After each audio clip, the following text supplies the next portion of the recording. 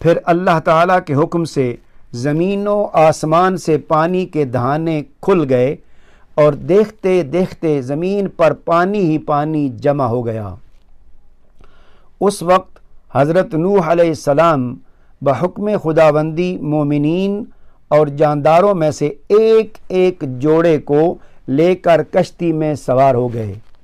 باقی تمام کافر و مشرک پانی کے اس طوفان میں ہلاک ہو گئے۔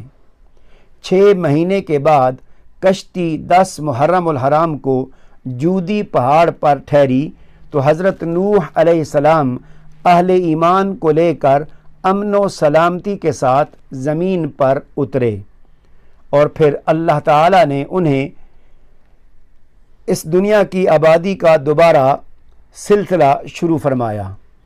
اسی لیے آپ کو آدم ثانی کہا جاتا ہے۔